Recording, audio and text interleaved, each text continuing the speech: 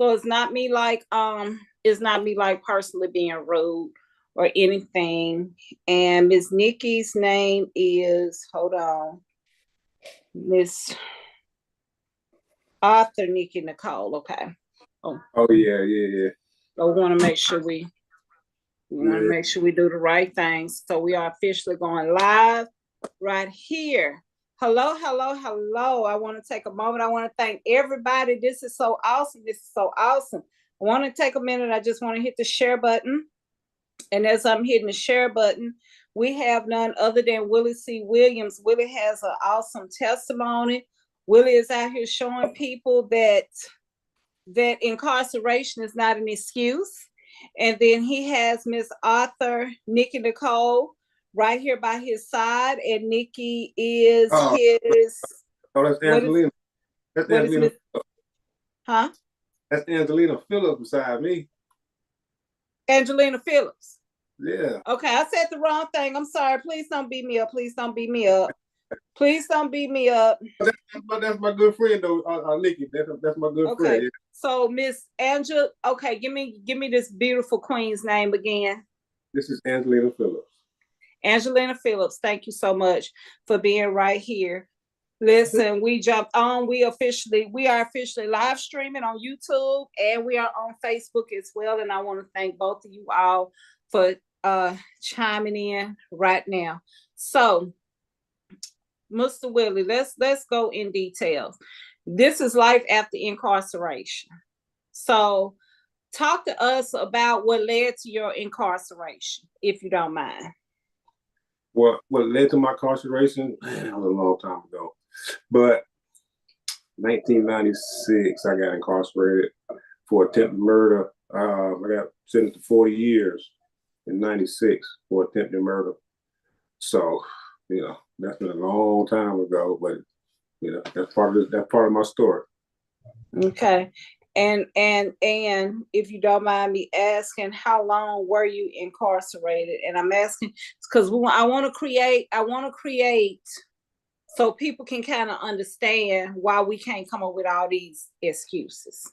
Okay. If you don't mind, how long was you incarcerated for?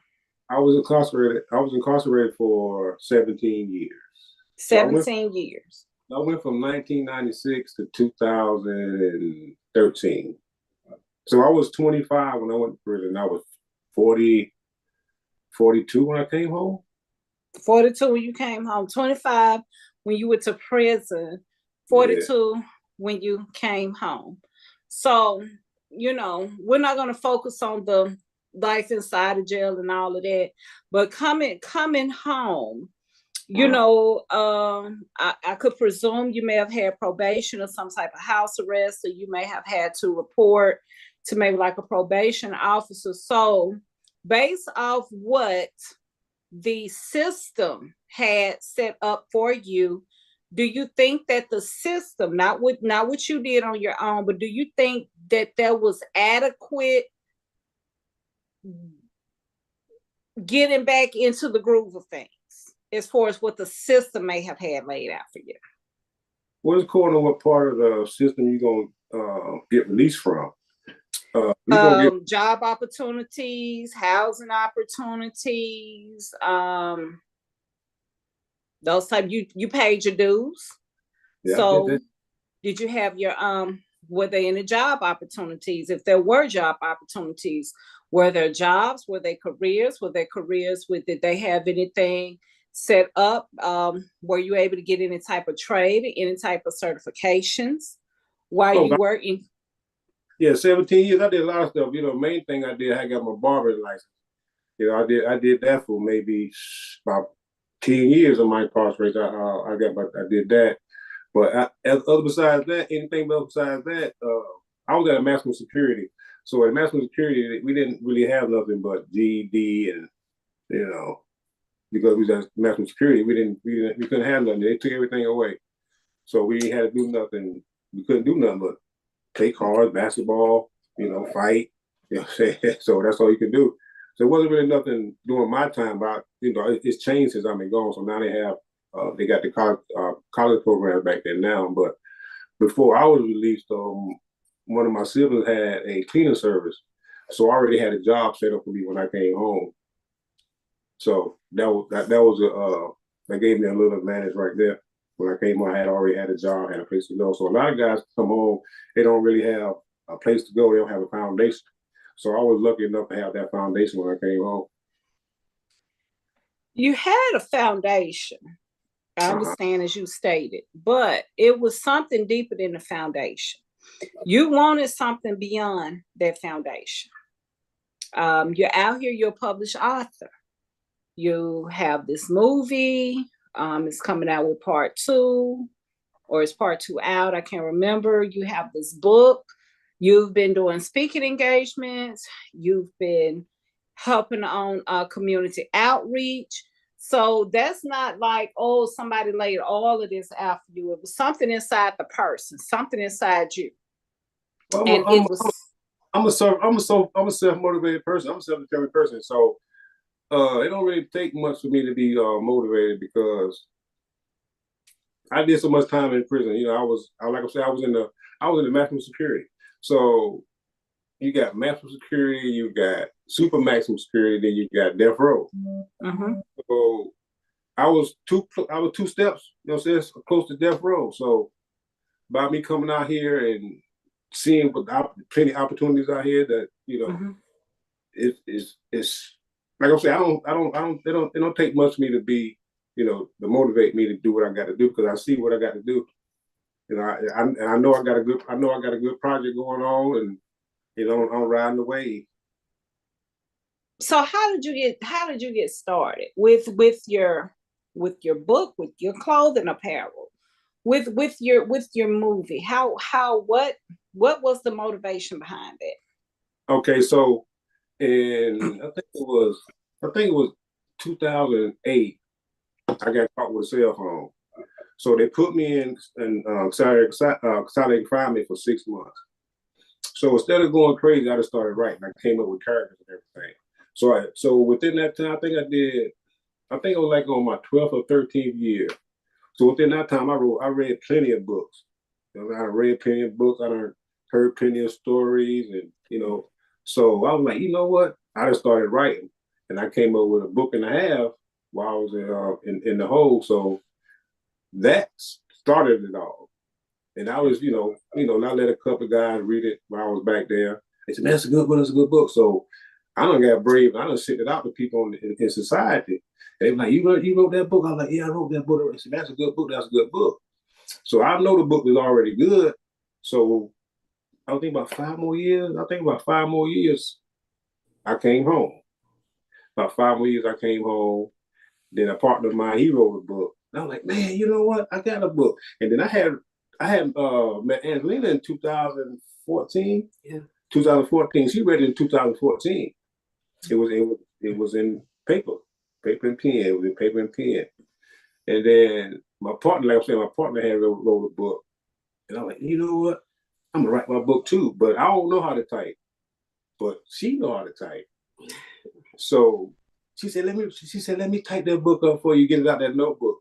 So mind you now, I wrote this book in 2008, 2009, so the pages hasn't been turned since when she got them in 2014.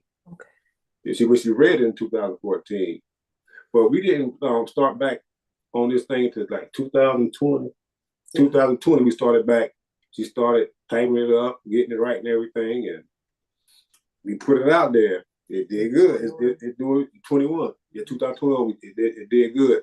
So that's how the book came about, because I was incarcerated. I wrote the book when I was incarcerated. I got a partner, he wrote a book. I said, I'm gonna see what I can do with my book too. Because I remember everybody was saying that the book was good, but I was kind of hesitant to bring it out because of the nature of the book, because it's kind of, it's borderline already. It's borderline exotic. It's grown folk.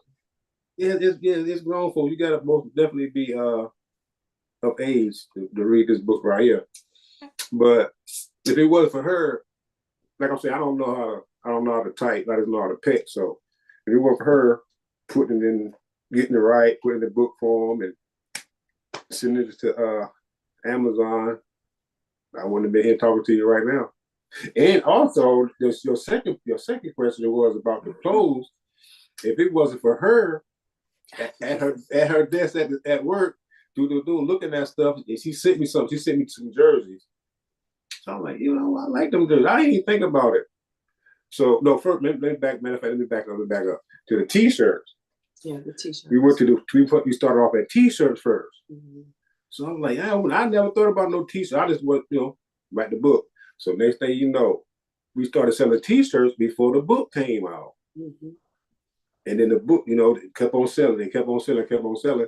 Then she was at work one day looking at, I don't know what she's looking at. So she sent me a example of a basketball jersey with Ballin 2 on it and everything. So if it weren't for her, I wouldn't be doing no clothes.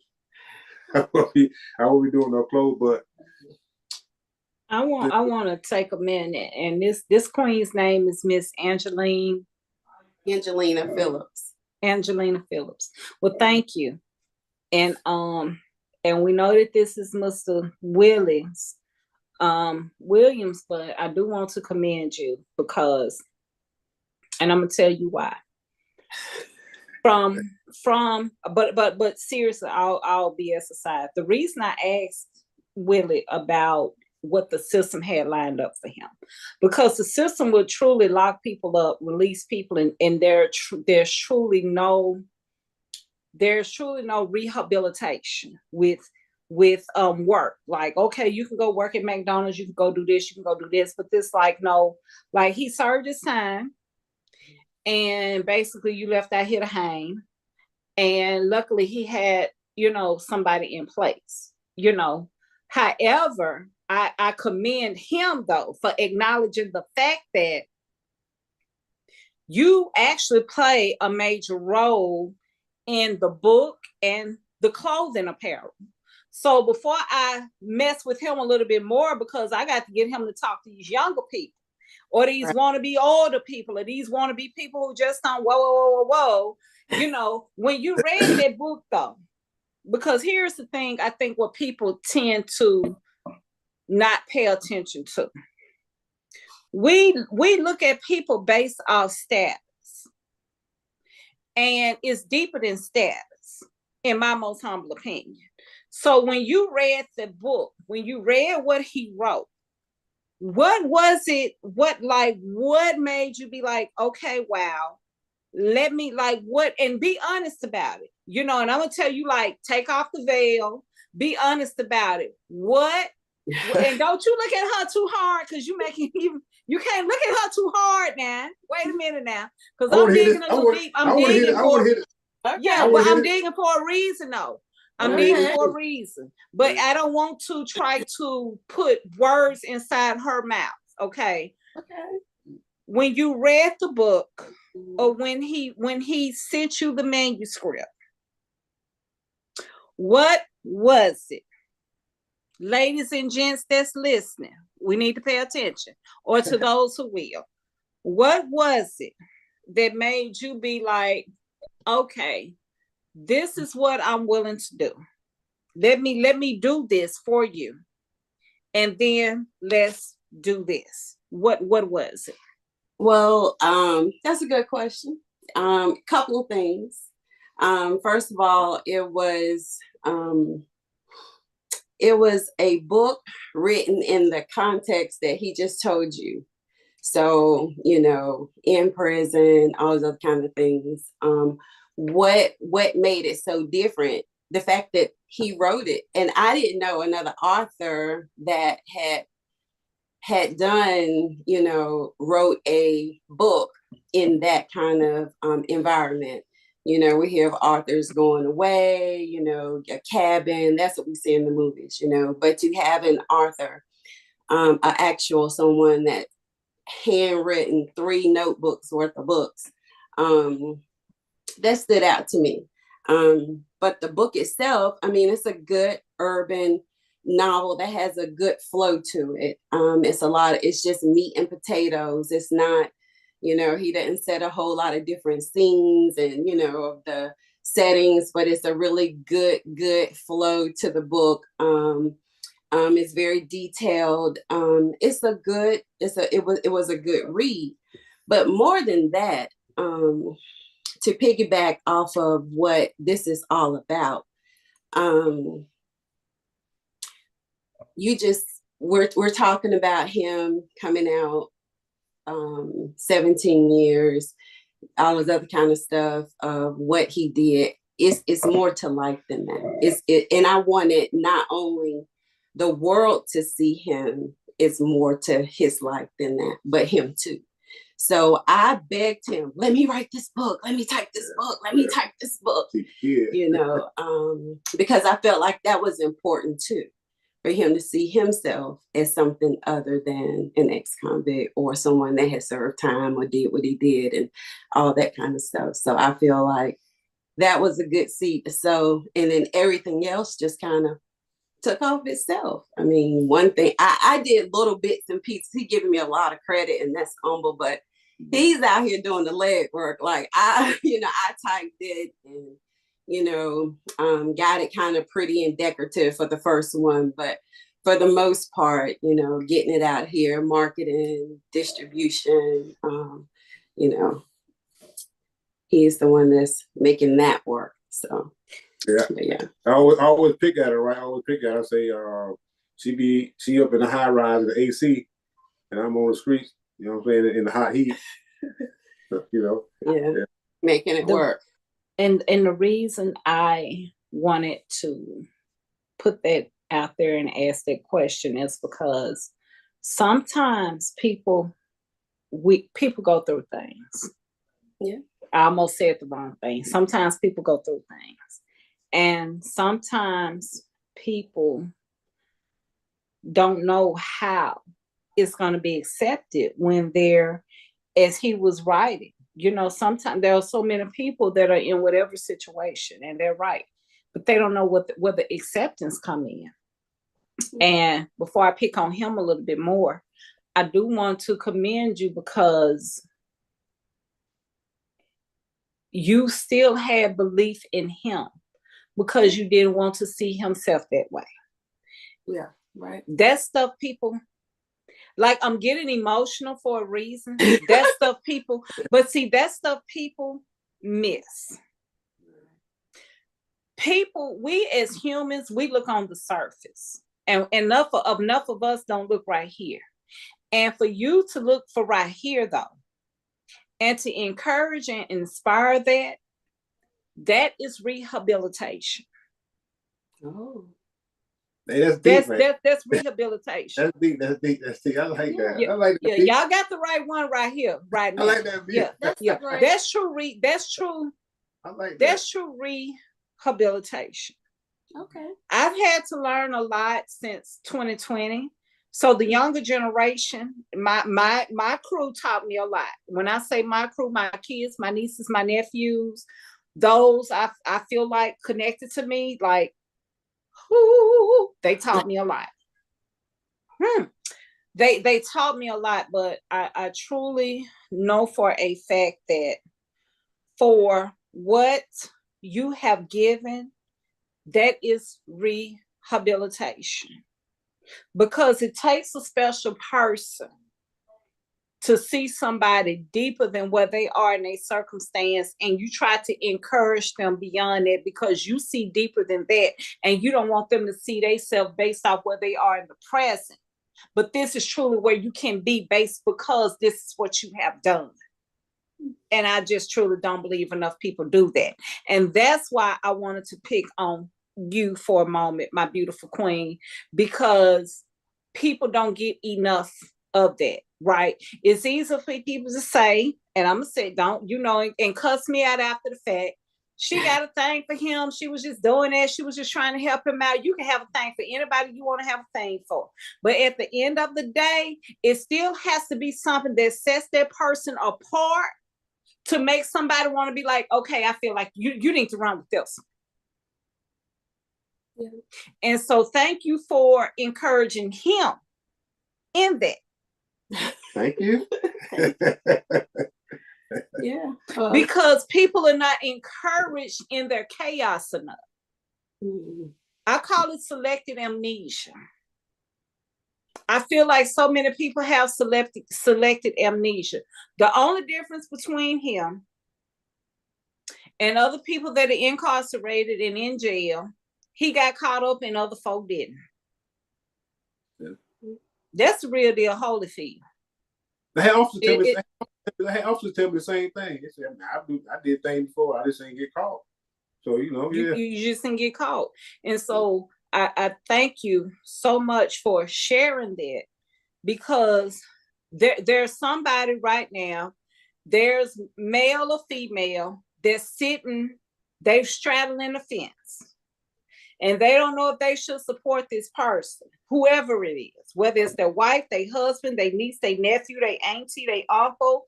Like, I'm not going to get in trouble for what I'm going to say. Like, my uncle is 71 and he just got shot 3 times in Memphis not too long ago. Okay. But he has still taught and nurtured me a lot. So it's certain stuff people can't say to me about my uncle. Mm-hmm.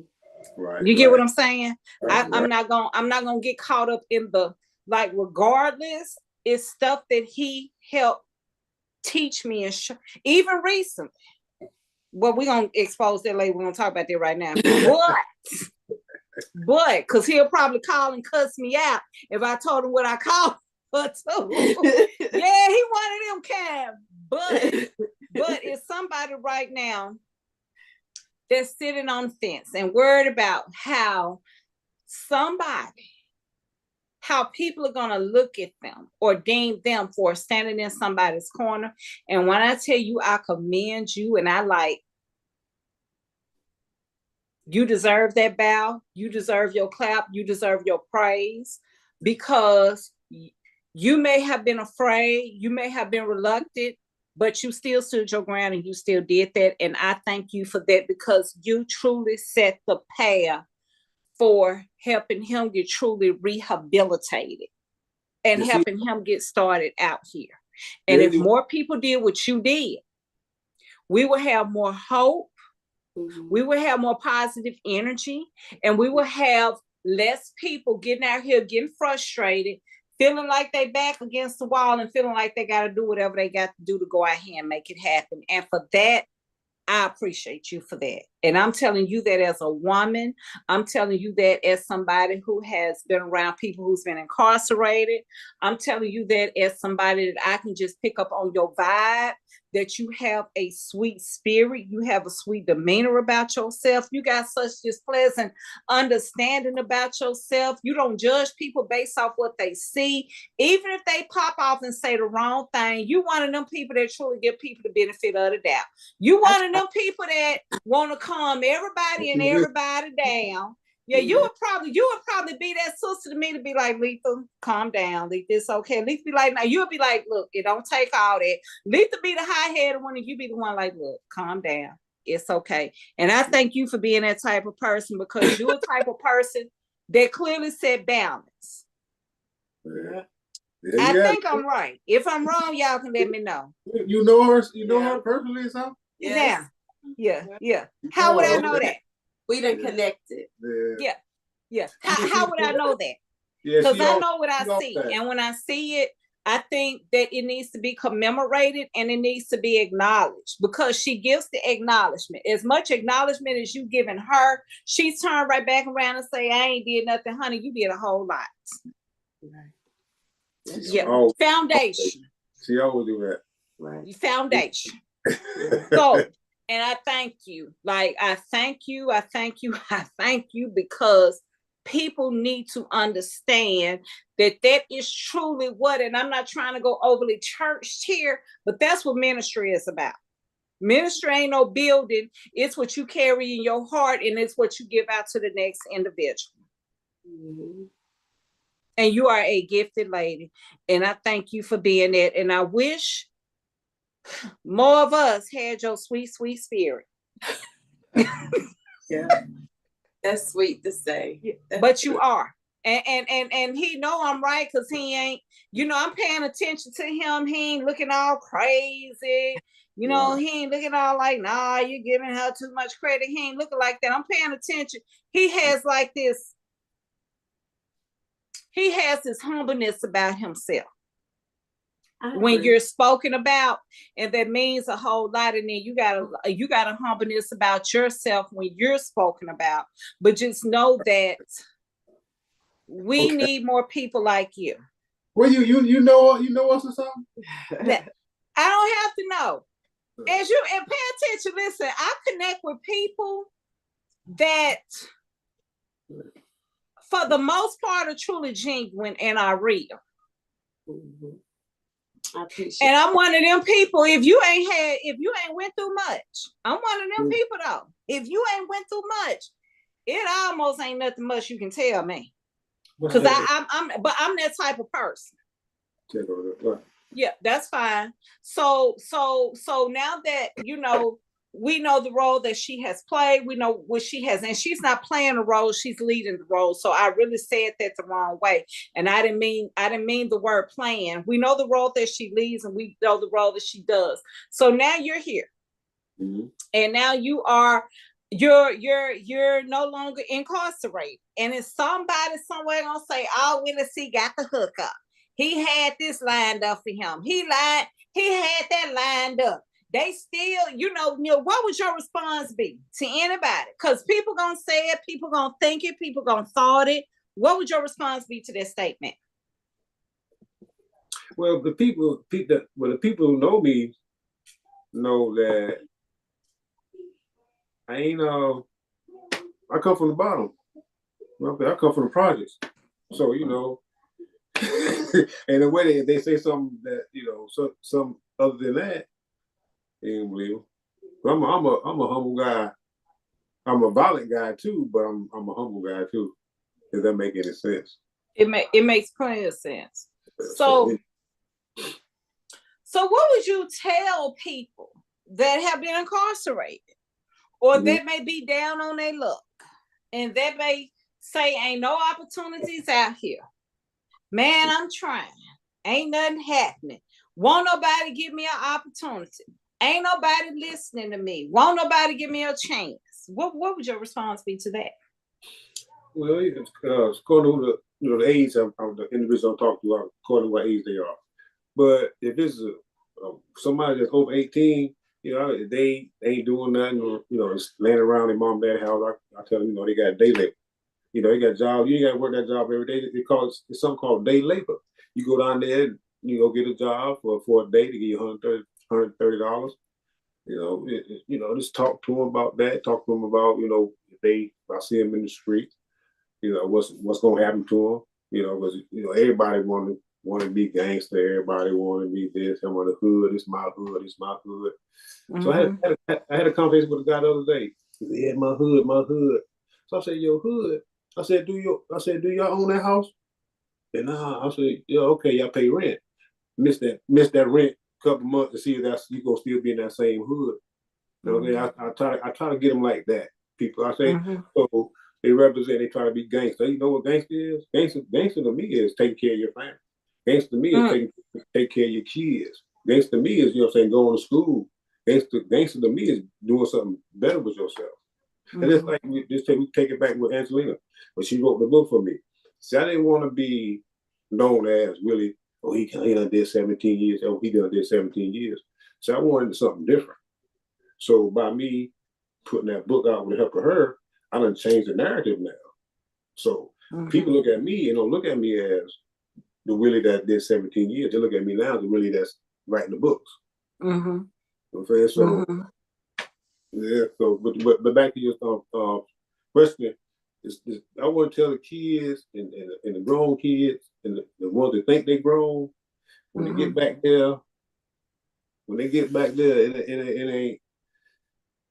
If you ain't got no talent, see, I got through by playing basketball. I played basketball. I was good at basketball, so that's how I got mostly through my time. But doing prison basketball and outside basketball is two totally different things. It's football back there, so you got to fight. When you're playing basketball, you got to fight. So everybody back there that you go to prison, it's rough. I mean, it's rough according to how you handle it. I mean, is this rough? I'm gonna tell you a story. I think I told you the story before. It's called the coffee bean. It's called the coffee bean. So we go to prison.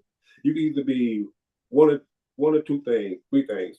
You could either be a carrot, you could be an egg, or you could be a coffee bean. So prison is a pot, okay? And then the atmosphere inside the prison, you put some water in the pot, and you put it on the stove and cut the stove on, it's gonna boil. So the water is actually the atmosphere inside prison. You don't know, it's hostile at all times. So let's get back to the carrot. If you become a carrot in prison and you put the carrot in a pot of boiling water, what will happen to that? Carrot in boiling water. Yeah. Well, if you put carrot in boiling water, it's gonna get soggy. It's gonna cook. It gets soft. Okay, yes. So you don't want to be no carrot in prison, because if you soft in prison, you're gonna get raped, you're gonna get extorted, you're gonna get even, you might get killed. So now you take an egg and put it in the water. It's gonna get hard. It get hard. So now here you go to part two of it. So now the atmosphere, which is the water, is unchanged. It's unchanged the carrot to salt, which it was hard. Now they'll put the egg in the water, and it became a ball egg. So now when you become a ball egg in prison, you change it. Now that's when you get all the tattoos on you. You might become Muslim, you might become a devout Christian, you might become a skinhead. You never know, because you're changing the way you are before you came in there. So I started to become the ball egg. I started getting the tattoos. I mean, doing all the fighting and and all that stuff. But during that time when I was a ball egg, I was doing a lot of fighting. I done stabbed somebody up, and one day I was sitting down on a rock, and I called my cellie. I said, "Throw my headphones down. Throw my headphones down." So he was throwing my headphones down, looking up, catching my headphone, and the dude came and stabbed me in the back. Oh, I'm like, man, yeah, this maybe was about my third or fourth year in prison. I was wild. I had that fresh 40 years. I mean, I left my daughter and everything. I was mad at the world. But he stabbed me in my back. And when I turned around, he was gone. But I seen it. So I went upstairs to my cell, and he was hurting and everything else. And I said to myself, because the way I was going, I was fighting and stabbing and getting stabbed.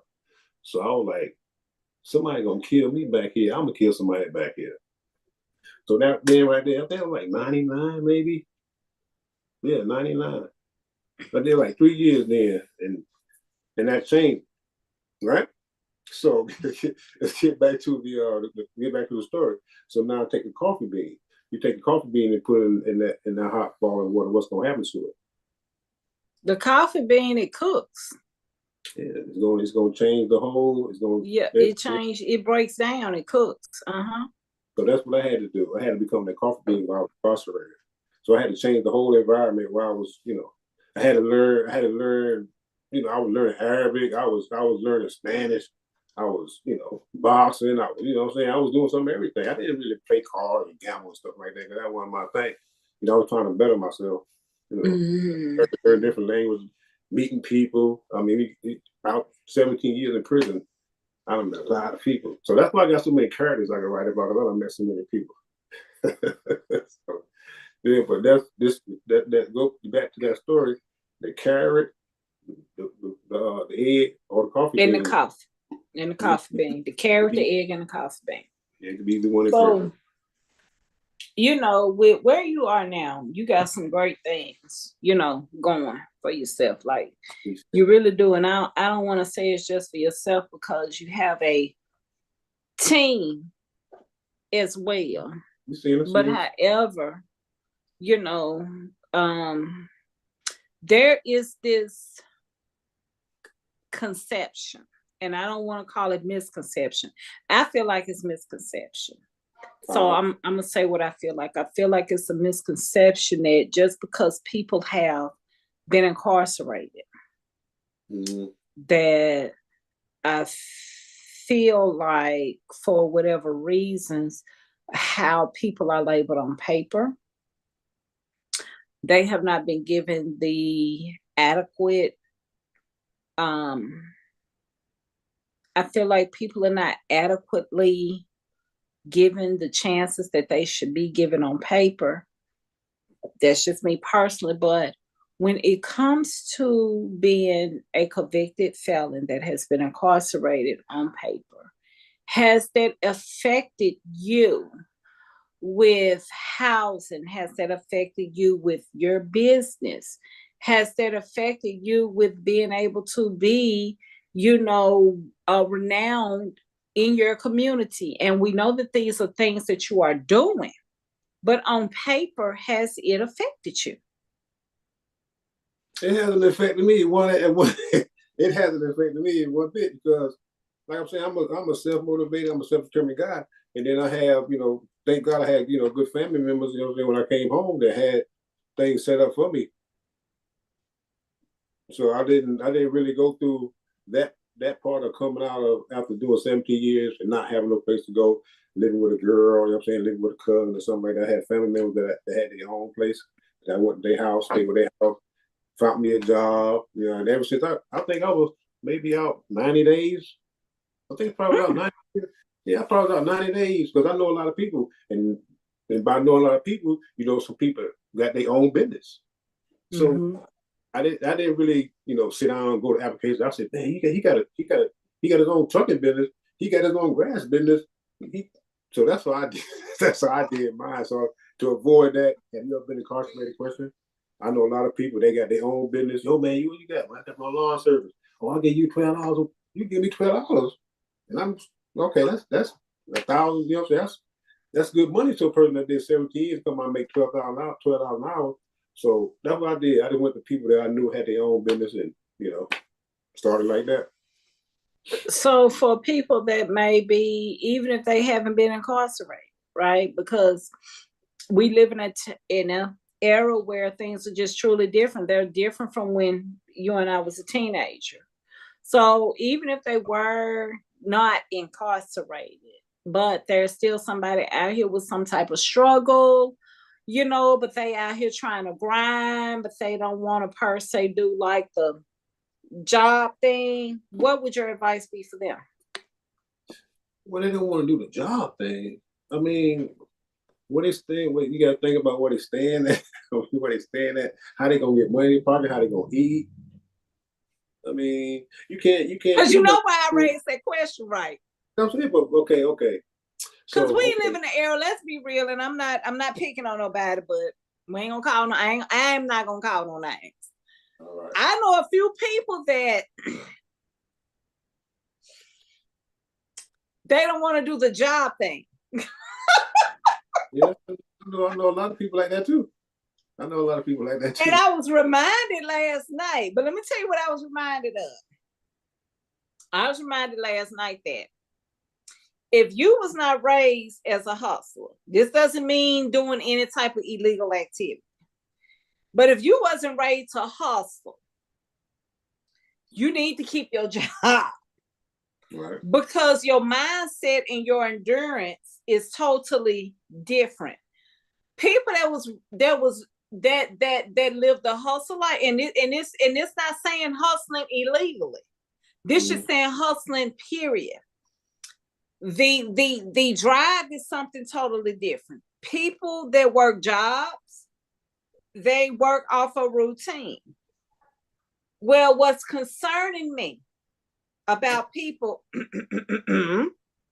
30 and under, they want to work, don't want to hustle, don't want to work for nobody.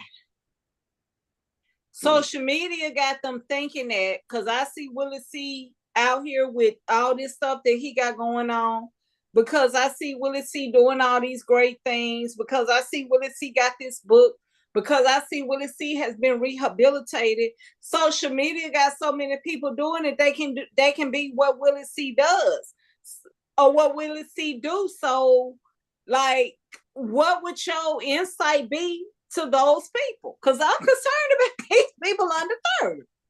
Okay.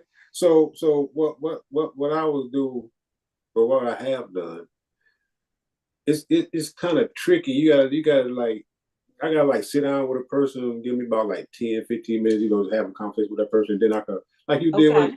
like you did with us. But I need to, sit down with a person and feel them out and all that because everybody ain't gonna listen to everybody.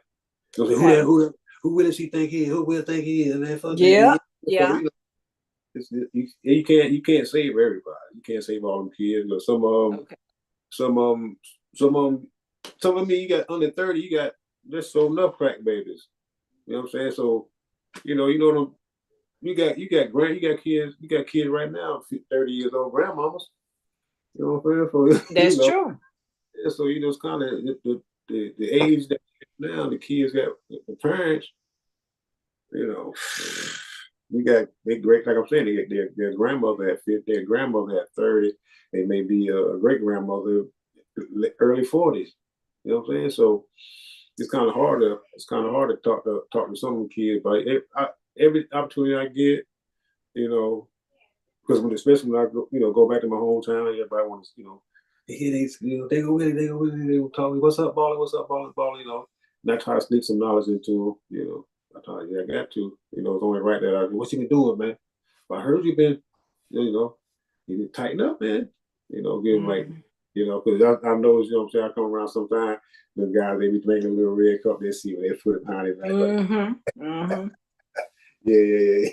Yeah, they trying to, they. I'm like, I'm just saying, but that's like just for you to be in a midst though, regardless, that for them that's like an honor. I like going because regardless of the situation, though, Willie, to you they're like a legend. You're not like a legend, you are a legend. And then you're like a living legend though. Like you have beat all kind of obstacles. I'm a legend already? You are a legend. Like I want you to just process. And I'm gonna just go from what I know. Okay. You served time. You did 17 years. Yeah. You got this movie.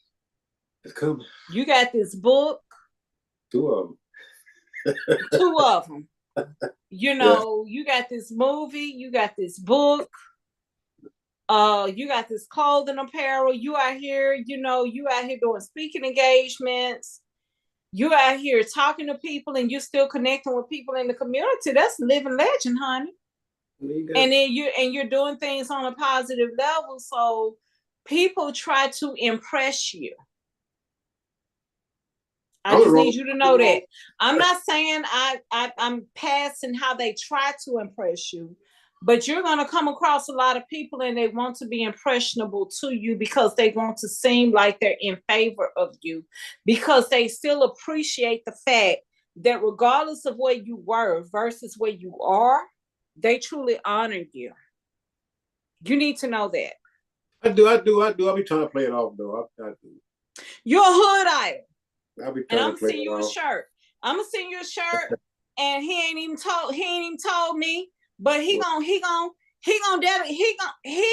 send you a shirt because I'll make sure he send you a shirt because I'm gonna do the shirt from the Backwood Ambassador in Mississippi. He gonna send you a hood idol shirt, and I'm gonna pay for the shirt. And when you read that shirt, you gonna understand that that's who you are.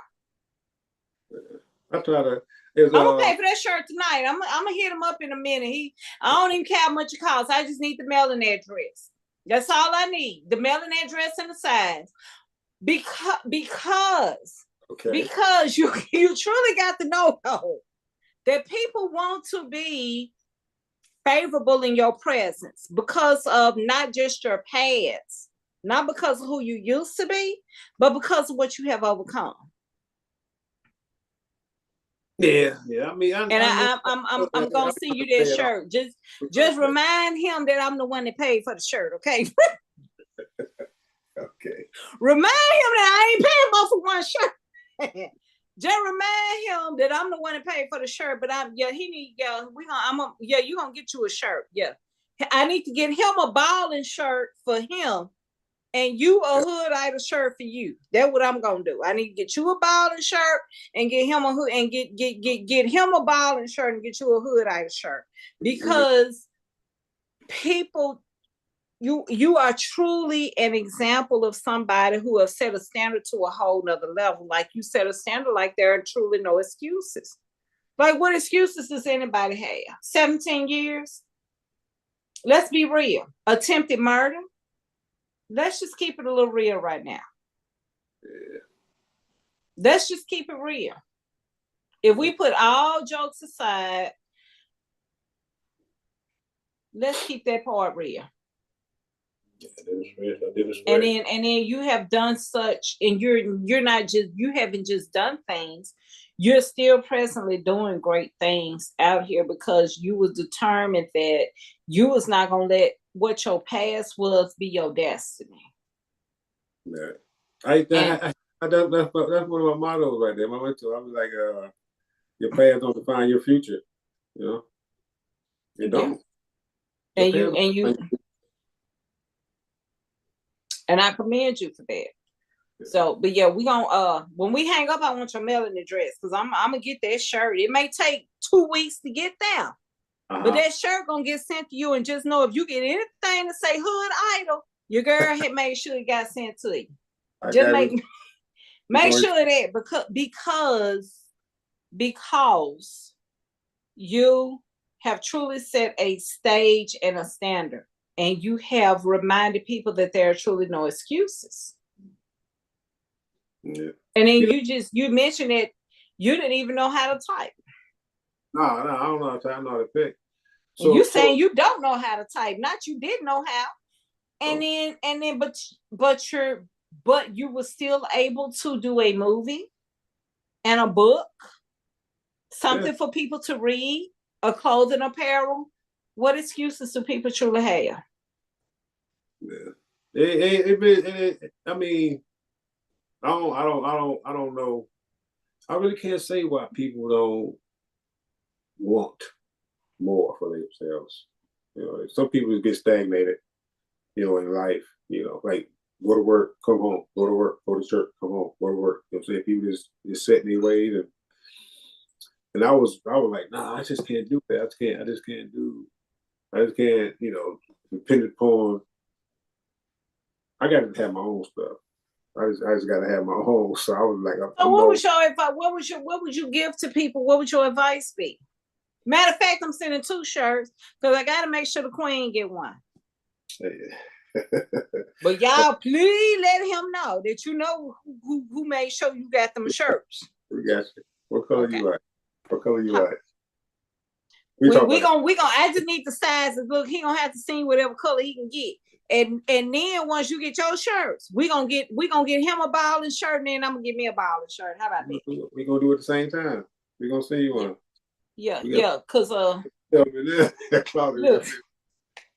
So what would you tell people? What would you tell people who may be going through their struggle and who may be, you know, they want to impress the OG? Because you know that's what it boiled down to. I will use myself. I mean, I can't do but use myself and look at me. I tell my story. You know what I'm saying? What I done been through, what I done seen, what I done did. You know what I'm saying? What I done heard. You know what I'm saying? So I can only use me and let them know what's going on.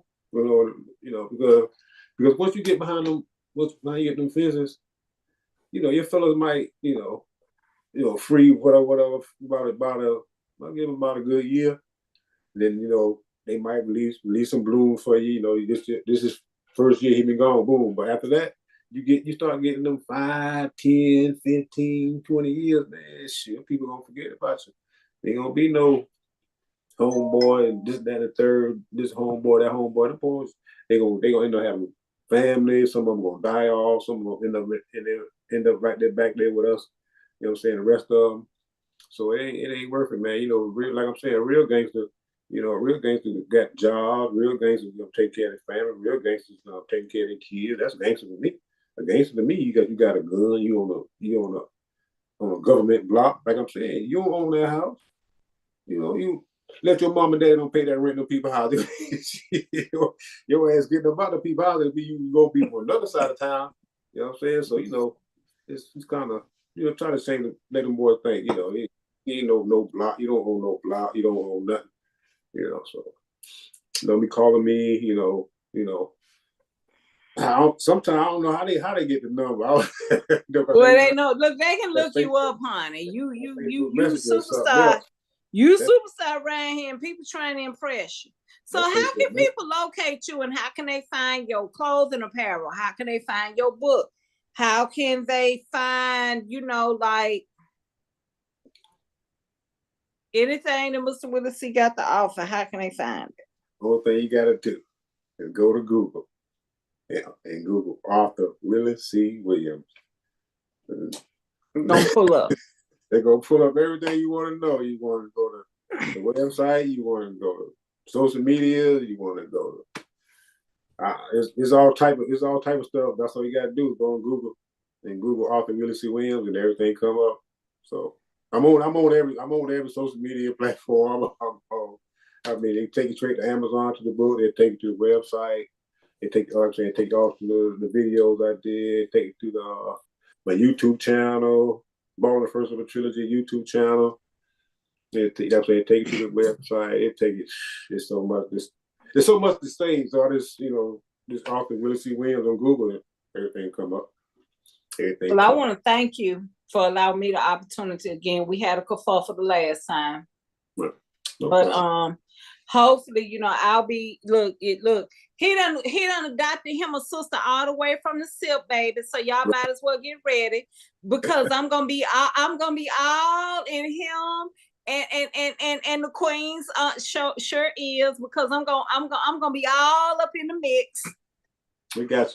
We gonna see. But I'll BS aside when I tell you I truly thank you, because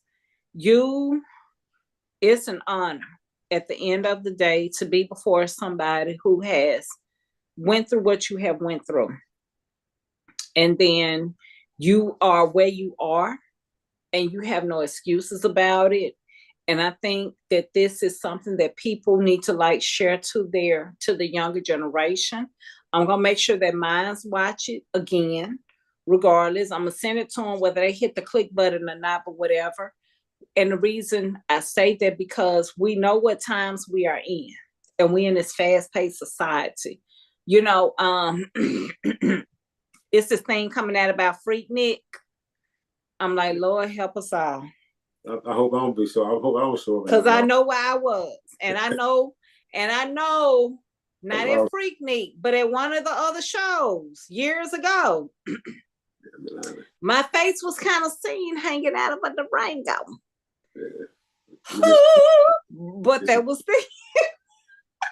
but that was then. But we live and we learn, and we're not here to judge nobody. And that's one thing I can think about you, and I can think about that Queen, because you see the better in people, and you do your best to encourage people.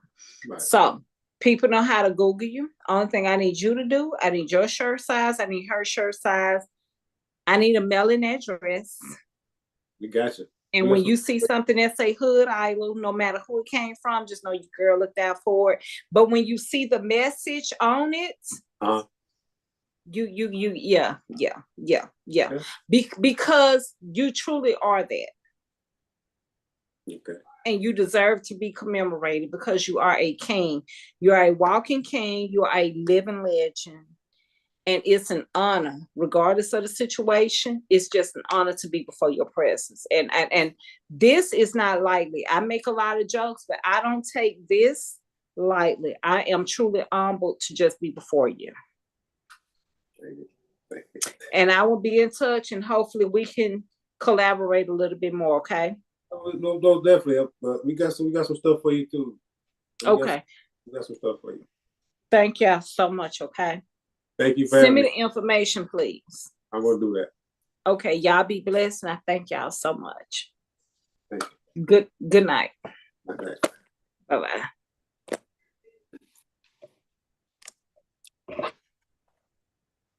Shit, I don't know how to end a damn video.